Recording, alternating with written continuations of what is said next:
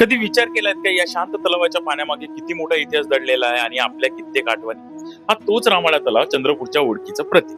सुरुवात झाली खांडक्या बल्लारशाह यांच्या काळात. त्यांनी ती नगरी वसवली, तटबंदी केली आणि लोकांच्या पाण्याची सोय व्हावी म्हणून खोदकाम सुरू केलं.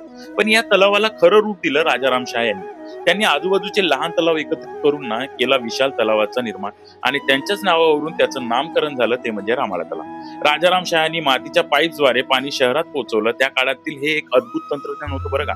आणि आजही त्यांची दूरदृष्टीची साक्ष हा तलाव देतो.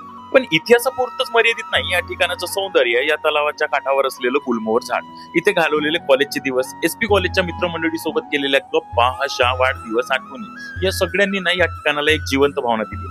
आज या तलावाचे सौंदर्य आणखीन खुललं आहे, कारण महानगरपालिकेने केलेले नूतनीकरणामुळे इथे बांधलेले वाघ, प्रकाश योजना आणि सजावट यामुळे या ठिकाणाला ओळख मिळाली, ते म्हणजे मिनी सिंगापूरची.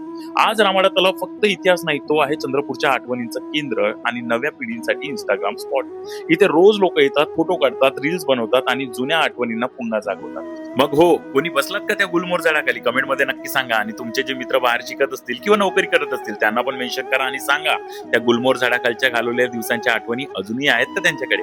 आणि हो, जर तुम्हाला ही गोष्ट आवडली असेल तर फॉलो करायला विसरू नका आणि व्हिडिओ जास्तीत जास्त शेअर करा, जेणेकरून सगळ्यांना आठवतील त्या जुन्या आठवणी आणि चंद्रपूरच्या या इतिहासाने नटलेल्या सौंदर्य स्थळाचे नाव पुन्हा उजळून निघेल. भेटूया पुन्हा उद्या नवीन ब्लॉग सोबत. तोपर्यंत बाय.